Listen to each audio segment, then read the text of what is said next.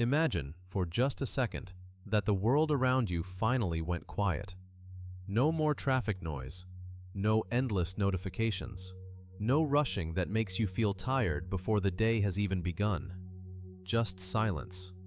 Real, deep, almost forgotten silence.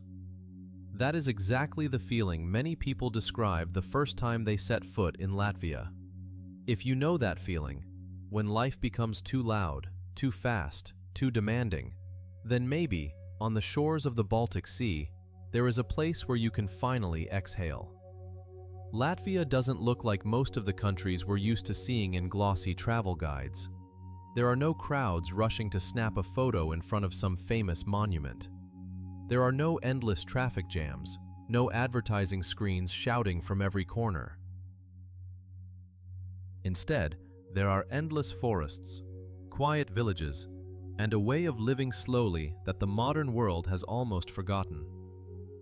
And yet, behind all that calm hides something far more complicated than a postcard. Why does a country so many people call one of the most peaceful and beautiful in Europe still leave some people feeling lonely? Why do some people, after moving here in search of peace and quiet, eventually start dreaming of going back to the noisy, chaotic world they once tried to escape? What is really hiding behind all this calm? And what is life in Latvia actually like, without the filters, without the glossy brochures? Today, we're going to try to find out. Latvia sits on the eastern shore of the Baltic Sea, between its two neighbors, Estonia to the north and Lithuania to the south. Together, these three countries form what is known as the Baltic region, a part of Europe that, for a long time, stayed almost invisible next to louder, more famous destinations. Latvia's population is fewer than 2 million people. For comparison, that's smaller than the population of a single major European city. A small country, modest in size, yet surprisingly rich in its own history, culture, and character. Perhaps it's precisely because Latvia stayed in the shadow of more famous European destinations for so long that it managed to keep something many other places have already lost: real, unfiltered silence. While the rest of the world seems to keep rushing faster and faster, Latvia seems to deliberately slow down. There's none of the constant bustle of Paris, with its ever-hurrying crowds of tourists. None of the commercial glitter of Amsterdam, with its packed streets and endless queues.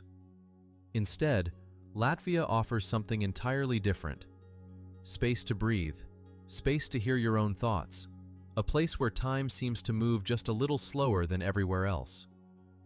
So what do people actually remember about Latvia? Not loud landmarks. Not world-famous monuments people line up for hours to see. What people remember is this feeling of quiet, and the sheer amount of nature woven into everyday life here. Across the country, endless forests stretch out toward the horizon. Lakes lie still and smooth as mirrors. Small towns still carry the charm of a bygone era. Drive outside the major towns, and the road pulls you straight into the wild. You can travel for kilometers through thick forest without passing a single house, without seeing a single gas station. Just trees, silence, and a road that keeps stretching into an endless green horizon. More than half of Latvia's territory is covered in forest. That makes it one of the greenest countries in Europe, a place where nature is never far away in the background. It's right here, right next to your front door. Pine and birch trees line the roads, creating that classic Northern European landscape. Calm, a little rugged, but deeply captivating. Drive just a short distance from any major city, and the road seems to pull you into another world entirely. The noise fades, the scenery turns almost completely green, and in place of the city's rush comes something else: the feeling of being outside of time. For many Latvians, the forest isn't just nature. It's part of their childhood, part of their everyday life. People come here to walk, to gather mushrooms and berries in the autumn, or simply to spend some time away from the noise of the city. That deep connection to nature has shaped the way Latvians relate to their environment. Despite its small size, the country has managed to preserve huge stretches of natural land, hundreds of protected territories, and several major national parks. Latvia's landscape gradually reveals more and more scenery: quiet lakes, winding rivers, and vast wetlands stretching across the country's low-lying plains. Among these rivers, one holds a special place, the one locals have called the lifeline of the nation for centuries, deeply woven into Latvia's history and identity. But perhaps the most unusual and mesmerizing landscapes in Latvia are found not in its forests and not along its rivers, but in its bogs. Bogs and wetlands cover nearly a tenth of the entire country, and remarkably, these places have barely been touched by modern development. Time here seems to have stopped centuries ago. One of the country's most famous national parks lies not far from the capital. Wooden pathways stretch across the bog, letting visitors walk right through the moss and low shrubs, while on many mornings, a thin layer of mist drifts above the peat, creating an almost fairy tale atmosphere. In the quiet morning hours, the only sounds here are birdsong and the wind gently moving across the surface of the bog. To the west, the country stretches along the Baltic coast for more than 500 kilometers. But unlike the lively beaches of southern Europe, the Baltic coastline carries a colder, more tranquil kind of beauty. The sky here is often covered in gray clouds. A strong wind blows in off the sea. The air stays cool even in summer, and the waves are usually gentle, without the drama of southern seas. On some days, you can walk for hours along the white sandy beaches without meeting a single other person. Much of Latvia's coastline remains remarkably untouched, surrounded by pine forest and natural sand dunes. Some stretches are even considered among the last truly unspoiled coastlines left in Europe. After major storms, locals often walk the shoreline searching for small pieces of amber the waves have washed up onto the sand. An old tradition, closely tied to the culture of the entire Baltic region. At first glance, Latvia can feel unusually quiet, but it doesn't take long before that slower rhythm starts to feel completely natural. In many rural areas, this kind of silence isn't something special. It's simply how everyday life works. Here, nature isn't just a backdrop for pretty photographs. It's almost a living force, one that shapes the entire rhythm of people's lives and their inner state. The changing seasons have an enormous influence on daily life. Light, weather, and the length of the day nearly determine how people live, work, and spend their free time. And that's exactly why, to truly understand Latvia, it isn't enough to just see its forests, rivers, and coastline. You need to understand how life here changes with the turning of the seasons, from the long, dark winter to the short but brilliant northern summer. But that's a story for the next part of our journey. Latvia is not a country in a hurry to show itself all at once. It reveals itself slowly, layer by layer, like thick fog rising gradually over a morning bog. And the longer you stay, the clearer one thing becomes. Maybe this silence isn't emptiness, and it isn't loneliness. Maybe it's exactly what today's constantly rushing world has quietly forgotten how to hold on to. There are countries where the seasons barely announce themselves, where summer slides gently into winter, and winter is hardly different from autumn. Latvia is not one of those countries. Here, every season is its own complete chapter, each with its own mood, its own rules, and its own particular way of shaping a person from the inside out. To truly understand Latvians, you first have to understand what they go through every single year. Because it's the changing of the seasons, more than any tradition or upbringing, that forges the character of the people here. Let's begin with the longest and heaviest chapter of the year, winter. Winter, the longest chapter of the year. Winter in Latvia lasts a long time. As early as the beginning of November, the sky starts to change color. It turns gray, heavy, almost pressed down against the earth. Temperatures drop below zero, and snow covers the forests for months on end. But the real test of winter here isn't the cold, it's the darkness. On the darkest days of the year, the sun appears for only a few short hours. By 3 or 4 in the afternoon, cities are already sinking into dusk, and soon after, into full darkness. Picture it. The workday isn't even over yet, and outside it's already deep night. For someone who has never lived through conditions like these, it sounds almost frightening. But for Latvians, it's a familiar part of life, repeating year after year. When winter arrives, the whole rhythm of the country slows down even further. The streets grow quieter. Cafes fill with warm, soft yellow light. People retreat into cozy, enclosed spaces. A fireplace crackling, a cup of hot tea, a blanket over their knees. It's during winter that one of the defining traits of the Latvian character shines through most clearly. The ability to find warmth and comfort within yourself, even when everything outside is cold and dark. But however long winter lasts, it always comes to an end. And that ending brings one of the most powerful, almost magical experiences of the entire Latvian year. Spring, when the light comes back. After months of darkness, even the smallest signs of spring can completely transform the mood of an entire country. Ice on the rivers begins to melt.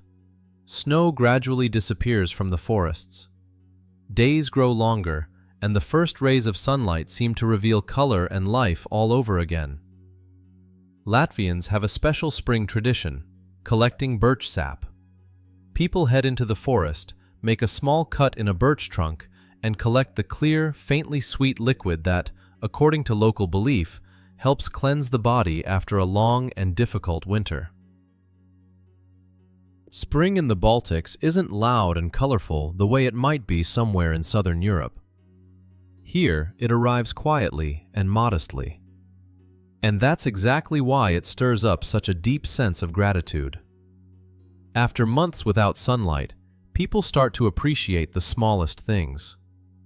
Every sunny day, every first sprout pushing through the ground, even the simple act of walking beneath a sky that's finally stopped being gray and cold.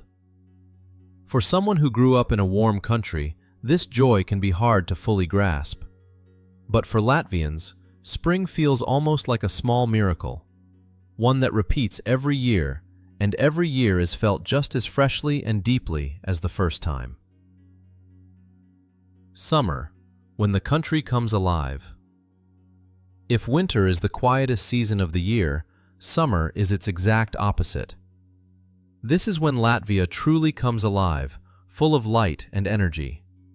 In summer, daylight here stretches on remarkably long. Night falls late, the air turns warm, and the forests deepen into their richest shade of green. The Baltic coast, the lakes, and the woods all fill with people. After long months of cold and limited daylight, Latvians practically flood outdoors. Many head to the sea. Some grab a kayak and paddle out onto a lake. Others pitch a tent in the forest. And some simply go for a walk in the park, just to feel the warmth of the sun on their skin. Summer is also when one of the country's most beloved holidays takes place, the traditional celebration of the summer solstice, known locally as Jāņi, or Midsummer's Night. Latvians are famous for their reserve and their quiet in everyday life. But on this one special night, everything changes. Bonfires are lit. People gather in large groups, sing old songs, and dance in circles around the flames. The usually closed-off, somewhat distant Latvians suddenly open up, joining together in one warm, deeply alive community. The night stretches on until dawn, filled with ancient rituals that trace back to pagan times, long before Christianity ever reached these lands. Watching this kind of unity, you start to understand. Beneath the reserved exterior of Latvians lies a real, deep passion for life. It simply doesn't show itself every day, only in the most important moments. Autumn, a season of melancholic beauty. As summer gradually fades, the forests begin turning shades of gold, orange, and deep crimson. Thick fog settles over the fields and lakes in the mornings. Many consider autumn the most beautiful season in Latvia. During these months, quiet lakes, winding forest roads, and misty valleys start to resemble scenes from a slow, poetic Nordic film. The kind that makes you stop and just watch, without saying a word. Autumn is also when people head back into the forest, to gather mushrooms, to collect the season's last wild berries. For many Latvian families, this is far more than a seasonal activity. It's a way of maintaining that deep, almost sacred connection to nature we talked about at the very beginning. But as autumn nears its end, daylight begins to shrink rapidly again. Towns grow quieter. The light dims, the days shorten, and the whole country seems to be preparing to sink once more into its long winter sleep. And the cycle repeats, year after year, generation after generation. Why this matters? It might seem like the changing of seasons is just a natural phenomenon, more or less the same in every country in the world. But in Latvia, it's different. It's precisely this contrast between the long, dark winter and the short but brilliant summer that shapes the character of an entire nation. Their patience, their ability to find joy in small things, their almost philosophical capacity to value the light, precisely because they know so well what it's like to live without it. This shift between extremes explains a great deal about the Latvian character, which we'll talk about in the next part. Their quietness isn't coldness. It's the result of long winters that taught them to value silence. Their joy during the short summer isn't shallow celebration. It's real, earned gratitude for every warm day. Anyone who has never lived through this kind of seasonal extreme will struggle to fully understand why Latvians behave the way they do. Why they value personal space so much.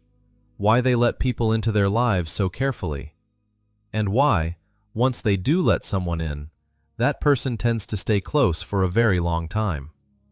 Here, nature isn't just scenery for beautiful photos. It's the great teacher, a teacher of patience, resilience, and the ability to find light even in the darkest months of the year. And perhaps that's exactly why so many people who arrive here simply as tourists end up staying much longer. Not just because of the beauty of the landscape, but because that landscape teaches them something important, something hard to learn in today's constantly rushing, artificially lit modern world. In the next part, we'll talk about the people themselves, about the Latvian character, about why they seem so closed off at first glance, and what's really hiding behind that reserve. There are countries where a stranger on the street will easily strike up a conversation with you for no particular reason. Ask how you're doing, smile, wish you a good day. Latvia is not one of those countries, and this perhaps is the first thing that surprises almost every visitor arriving here for the first time. At the bus stop, in the elevator, in line at the store, Latvians usually stay quiet. Not because they're unkind or unfriendly, but because in local culture, silence isn't considered awkward. On the contrary, it's a form of respect, a way of giving another person their personal space without intruding on it unnecessarily. Picture it for a second. You step into an elevator somewhere in Southern Europe, and within 5 seconds, you're already discussing the weather with a total stranger. Now picture a Latvian elevator. Silence. eyes on the floor or on the door. And there's nothing strange about that. It's simply a different culture of personal boundaries. For people raised in more open, talkative cultures, this manner can feel cold at first, distant, almost hurtful. But the longer someone lives in Latvia, the more clearly they start to see the other side of this reserve. Latvians don't rush to trust people. They need time, sometimes months, sometimes years, before they truly open up. But once that trust exists, it turns out to be remarkably strong, sincere, reliable. It's like a lock that's hard to open, but if you have the right key, what's waiting behind the door is a warm, cozy home, not an empty room. Independence as a core value. Alongside this reserve, another important trait lives at the core of the Latvian character: a strong sense of independence. It isn't customary here to hand your problems off to someone else. People are used to managing on their own, fixing what's broken themselves, solving everyday difficulties themselves, taking responsibility for their own life without expecting someone to swoop in and do it for them. Discipline, self-reliance, and the ability to take care of oneself are qualities held in especially high regard in Latvian society. From childhood, people are taught not that the world owes them help, but that it's important to be able to stand on your own 2 feet. But it would be a mistake to think this independence means Latvian society lacks a sense of community. It doesn't. It's just that mutual support here looks different than in many other cultures. It's rarely loud or performative. A Latvian is more likely to quietly clear the snow from a neighbor's path than to talk about it out loud. More likely to leave a basket of apples at a neighbor's door than to make a big ceremony out of handing it over with speeches and hugs. It's quiet, unnoticed care, but no less real for it. Foreigners through Latvian eyes. This exact culture of reserve and personal space shapes a great deal of how Latvians relate to tourists and newcomers. At first glance, Latvians can seem distant.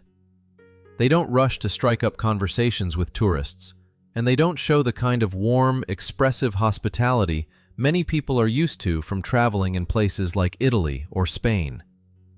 But that reserve doesn't come from unfriendliness. It comes from a deeply rooted culture where personal space and privacy are valued far above outward displays. If someone genuinely needs help, many Latvians are glad to offer it, especially the younger generation, especially in larger cities, where English is spoken widely. For many travelers, Latvia doesn't feel warm right away. It doesn't rush to greet you with open arms. But the longer someone stays, the more clearly they start to notice that quiet sincerity, that understated care hiding beneath the Latvian character's cool exterior. Home as a refuge. If it's hard to draw a Latvian out into the open, it's even harder to get them to openly express emotion. But behind the closed doors of their own home, things look entirely different. After long, harsh winters, home becomes the most important place for Latvians, a place for rest and genuine closeness with family. Here, people know how to appreciate simple things: a quiet family dinner, candlelight on the table, a cup of hot tea in hand, simply time spent with the people they love without unnecessary words or grand gestures. This way of life is closely tied to the idea of minimalism and a deep appreciation for peace in everyday life. Latvians don't chase outward luxury. What matters far more to them is inner calm and a sense of stability. In love and family relationships, Latvians tend not to be overly dramatic or effusive with their emotions. Grand romantic gestures for show aren't really the custom here.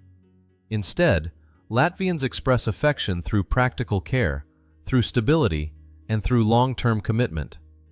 Not pretty words, but actions. Not flashy gifts, but reliability. something to lean on at any moment. For a Latvian, trust and real partnership mean far more than outward displays of romance. Here, love is shown through deeds, not words. Where this character comes from. To understand why Latvians are the way they are, it helps to remember everything we talked about in the previous part of our story. The long, dark winter, which teaches patience and the ability to find warmth from within. The short but brilliant summer, which teaches people to truly value every moment of joy. The endless forests and bogs, which for centuries surrounded the people here in silence and solitude. All of this has left a deep mark on the character of an entire nation. Latvians don't rush to trust, because here, trust has always been something valuable, something rare, not to be handed out carelessly. They value silence, because in these lands, silence was never an enemy, but a natural part of life. They know how to be self-reliant, because history and nature have taught them, above all, to depend on themselves. And perhaps this inner steadiness, hidden behind an outward coolness, is the real character of the Latvian people. Not coldness, but endurance. Not distance, but a careful guarding of the little personal space a person still has left in this huge, noisy world. Anyone who judges Latvians only by first impressions, by the silence in the elevator, by the lack of a smile on the street, risks never really getting to know them at all. But anyone patient enough, anyone who doesn't demand instant openness and doesn't mistake silence for hostility, will sooner or later discover a completely different side of these people. Sincere, loyal, genuine. And perhaps this is one of Latvia's great paradoxes. A country that seems cold and closed at first glance turns out, on closer acquaintance, to be one of the warmest. It's simply a warmth that isn't meant to be shown off. In the next part, we'll head into the heart of this country, its capital. A city where old architecture stands beside a Soviet past, and quiet cobblestone streets sit alongside the modern digital life of a new generation of Latvians. If there's one place in Latvia that truly captures the essence of the entire country, it's without a doubt its capital. Sitting on the banks of the river locals have called the lifeline of the nation for centuries, Latvia's capital doesn't resemble other major European cities at all. There's none of the frantic, ever-rushing pace so often associated with the great capitals of Western Europe. Instead, the city breathes calm. A slow, measured, almost deliberately unhurried calm. And that's surprising because at first glance, it might look like an ordinary European capital. Cafes, museums, crowds of tourists. But look closer and it becomes clear. This city lives by entirely different rules. A city from another era. The capital is famous for its stunning Art Nouveau architecture, the kind where building facades are covered in elegant sculpted figures, ornate patterns, carved balconies, and whimsical windows. It's said to have one of the highest concentrations of buildings in this style anywhere in Europe. Walking through the old town feels like stepping into another era. Cobblestone streets. Trams gliding slowly around corners.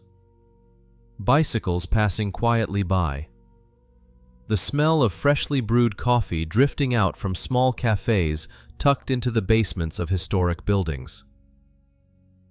Even in the very heart of the capital, among the tourist routes and souvenir shops, the city somehow manages to hold on to a sense of calm and unhurried living, something increasingly rare in modern European cities. But behind this elegant, almost postcard-perfect beauty lies a much more complicated and heavier history. Two faces of one city. Step outside the old town and the tourist quarters, and the capital reveals a completely different face. Huge concrete apartment blocks, plain, undecorated box-shaped buildings. Entire neighborhoods built during the Soviet era still make up a significant part of the city's landscape today. These buildings aren't just architectural relics of the past. For many Latvians, they're living reminders of a time when the country was under another power's control, when its life, culture, and social order were forcibly reshaped from the outside. This contrast between the romantic, centuries-old beauty of classical Europe on one side and the rough, heavy legacy of the post-Soviet era on the other creates a truly unique atmosphere found nowhere else. On one side stands the refined, age-old beauty of classical Europe. On the other, the rough, heavy legacy of the post-Soviet period. And it's exactly this coexistence of two very different worlds that makes Latvia's capital so unlike other European capitals. For Latvians, these neighborhoods are more than just architecture from another time. They're a memory of occupation, a memory of a period when an entire nation was denied the right to shape its own future. And perhaps it's precisely because of this complicated, layered past that the capital holds a depth you simply won't find in smoother, more uniform European cities. Modernity, where you least expect it. At first glance, the capital's calm, almost classical appearance might give the impression of a slowly developing, sleepy city. But reality turns out to be quite different. Latvia has some of the strongest internet infrastructure in all of Europe, and is considered one of the more digitally advanced countries in the region. A huge number of government services can be handled entirely online, without a single trip to any office. In recent years, an entire tech ecosystem has grown rapidly in the capital. A startup community, co-working spaces, cafes set up for remote work, and communities of freelancers arriving here from all over Europe. The city is becoming an increasingly attractive destination for remote workers and young tech professionals looking for calm, an affordable cost of living, and fast internet, and finding all of it right here. But what's striking is that even in this fast-growing tech environment, local people aren't obsessed with productivity the way you often see in major global tech hubs. A strong belief in balancing work and personal life still holds firm here. After the workday, many people prefer to go back to nature, spend time with family, or head out of the city on weekends to visit forests and the Baltic coast, rather than staying late at the office. In this city, technology exists to make life more convenient, not to force people to live faster. A rhythm of life without rushing. Life in Latvia as a whole moves calmly and steadily, almost the opposite of the fast pace common in many modern European countries. After work, people usually prefer to head home, spend time with family, or reconnect with nature rather than take part in loud, busy social events. Privacy, personal space, and inner calm are valued here far more than constant activity and being perpetually busy. This slower rhythm of life can be felt almost everywhere, from the quiet residential neighborhoods of the capital to the small rural towns surrounded by forest. Traditions that have outlasted time. One of the more fascinating parts of everyday life in Latvia is the ancient sauna tradition that has existed here for centuries. Inside small wooden sauna houses, filled with steam and the scent of herbs, people relax before jumping into an icy lake or rolling in the snow in winter, a tradition deeply rooted in Baltic culture. Latvian cuisine reflects that same simplicity and closeness to nature. Rye bread, smoked Baltic fish, potatoes, mushrooms, and dairy products remain the backbone of many traditional meals. The capital's central market still fills with the smell of freshly baked bread, smoked fish, honey, and wild berries every morning. The same smells that seem to have stayed unchanged here for an entire century. Everyday life in Latvia might seem quiet and unremarkable at first glance, but over time, you start to notice that particular sense of balance and calm that seems to define this small Baltic nation. Music as the hidden soul of the nation. Latvians can seem quiet and reserved in daily life, but when it comes to music, everything changes completely. Throughout their history, Latvians have used singing as a way to preserve memory, pass down tradition, and strengthen the bonds within their community. For Latvians, music isn't just entertainment. It's a way of telling stories about life, about nature, about love, about work, and even about the hardest periods this nation has endured throughout its long history. Perhaps it's this deep connection to music that makes Latvia today considered one of the European countries with the strongest traditions of choral singing and folk song. This musical soul of the nation, hidden beneath its reserved exterior, will reveal itself much more fully in the next part of our story, where we'll talk about ancient folk songs, a great singing festival, and how music once helped an entire nation win its freedom. Some nations have their history written down in thick textbooks and government archives. Others have their history written in songs, passed from mouth to mouth, from mother to daughter, from grandmother to grandchild, across many centuries. Latvia belongs to the second kind. One of this country's most remarkable cultural treasures is its ancient folk songs, which have existed here for many centuries. And what makes them truly unique is that almost none of them were ever deliberately written down. They survived not through paper and ink, but through oral tradition. Generation after generation, people simply memorized these songs and sang them during the most ordinary moments of life. While working in the fields, at weddings, during seasonal celebrations, during ancient rituals whose meaning stretches back to pre-Christian times. Today, Latvia has preserved more than 1 million texts and variations of these folk songs, making the Latvian collection one of the largest of its kind anywhere in the world.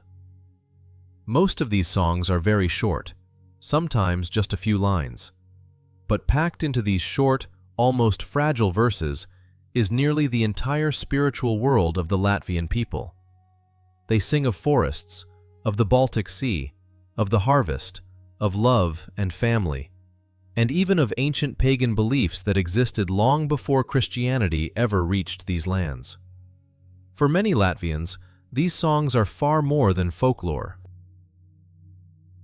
They're a form of collective memory, a living, singing history of an entire nation, passed down through generations like a relay that must never be dropped. And this tradition is still alive today.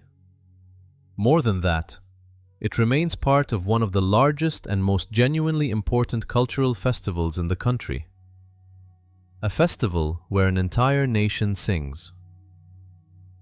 Once every 5 years, Latvia's capital becomes the site of one of the country's largest song and dance festivals.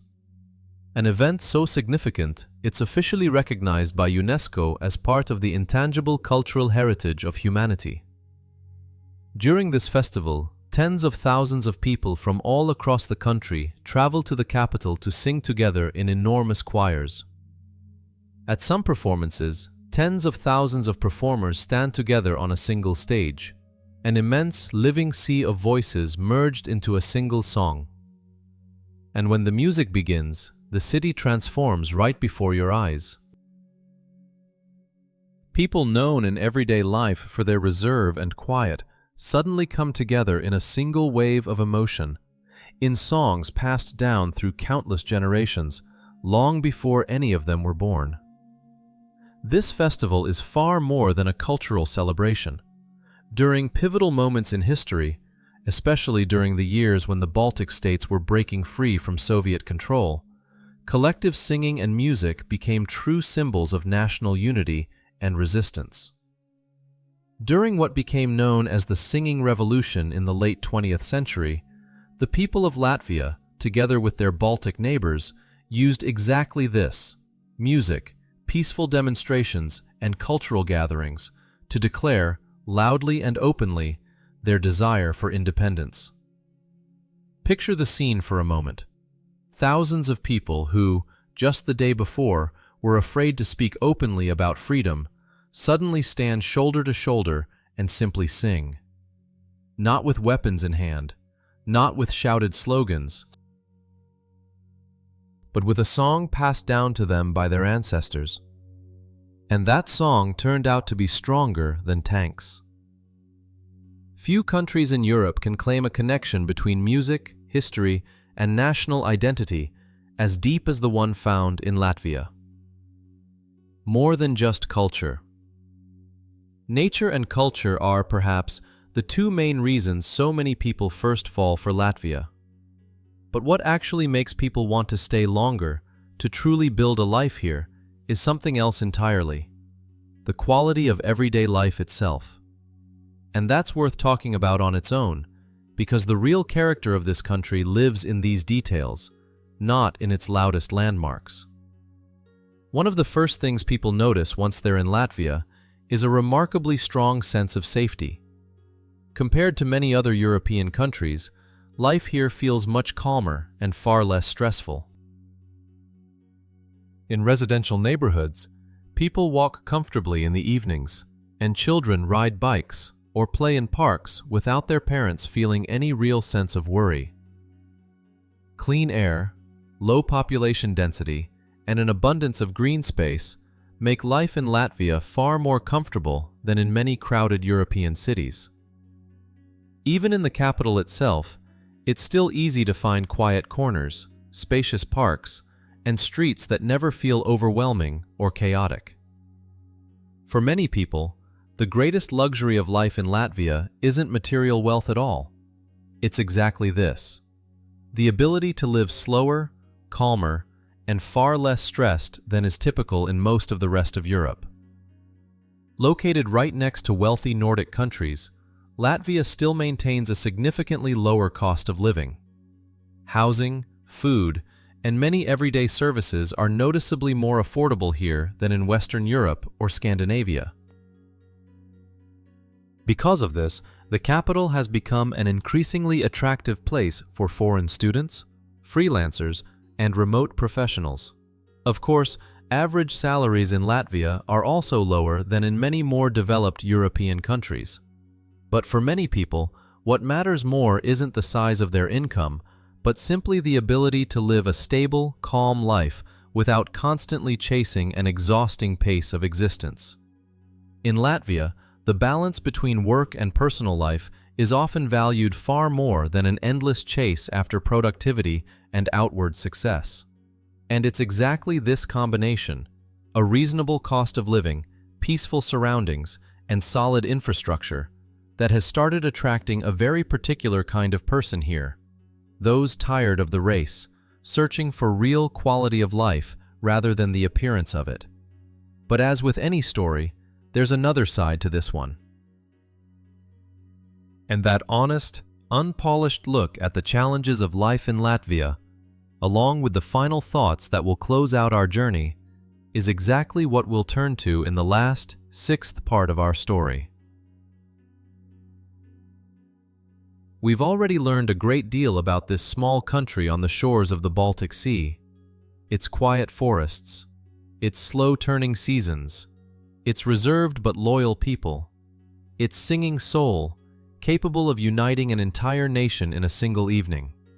But it wouldn't be honest to tell only the bright side of this story, because behind the calm, almost idyllic picture lie real difficulties. The very difficulties that lead some people, after moving here in search of peace, to eventually start dreaming of going back to the noisy, busy world they left behind. A winter that tests you. Winter in Latvia isn't just cold. Above all, it's dark. There are stretches when the sun barely appears at all. The sky stays gray almost constantly, and harsh weather drags on for months without a break. For many foreigners, especially those coming from warmer countries or fast, bright metropolitan cities, this becomes one of the most serious internal challenges of living in Latvia. In the first few months, this quiet and slowness can feel relaxing, almost healing. But as time passes, that same silence gradually starts turning into a feeling of isolation, a sense of being cut off from the rest of the world. Many people struggle with the lack of sunlight and with seasonal low mood during the long Baltic winter. Even Latvians themselves, who've grown up with this climate their whole lives, admit that the long winter can be an emotionally heavy time of year. This is important to understand for anyone dreaming of moving here permanently after being inspired only by summer photos of green forests and warm beaches. The reality of winter is a very different story. Friendship that has to be earned. Another challenge of life in Latvia is building truly close social relationships. As we've already discussed, Latvians tend to be reserved people, in no rush to open up to strangers. Because of this, many foreigners find it hard to genuinely integrate into local society during their first years here. The fast, easy friendships common in many other cultures are fairly rare here. It takes time. Sometimes a great deal of time. On top of that comes another difficulty, the Latvian language, which is considered fairly hard for foreigners to learn. Although English is widely spoken in the capital and among the younger generation, not speaking the local language still creates a certain distance from the country's everyday life. Many foreigners can live comfortably in Latvia for years and still feel like they're standing somewhere on the edge of society, rather than truly being part of it. This doesn't mean integration here is impossible. It just means it takes patience, time, and a genuine willingness to understand this culture from the inside, rather than judging it by first impressions. A quiet worry about the future. Behind Latvia's peaceful atmosphere lies another, more serious problem, a demographic one. After the country joined the European Union, a whole wave of young people left to work in wealthier nations such as Germany, Ireland, and the United Kingdom. As a result, Latvia's population has declined noticeably over the past few decades, and the society as a whole is gradually aging. This is especially visible in rural areas outside the capital, where you can now find plenty of quiet villages with almost no young people left. In some of these places, schools are gradually closing, small shops are disappearing, and the usual rhythms of community life are fading, simply because there's no longer enough people to sustain them. This contrast between a modern, growing capital and slowly aging rural regions reflects one of the most serious challenges facing Latvia today.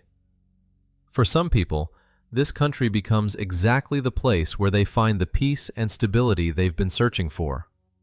For others, the long winters and a certain social distance eventually become a genuinely difficult test. What remains after it all? Latvia can hardly be called the most exciting or dazzling country in Europe. There are no loud attractions built for a quick thrill. There's no endless celebration running all year long. But maybe that's exactly why so many people who've once been here can't quite forget this country. Its quiet forests, its slow, steady rhythm of life, its calm, almost soothing atmosphere. In a world that keeps getting louder, faster, and more demanding, Latvia offers something entirely the opposite. Not a fight for attention, but the chance to finally stop. Not an endless race, but the right to pause. Maybe that's the real secret of this small country on the shores of a cold northern sea. It isn't trying to impress anyone. It simply exists, quietly, honestly, at its own pace.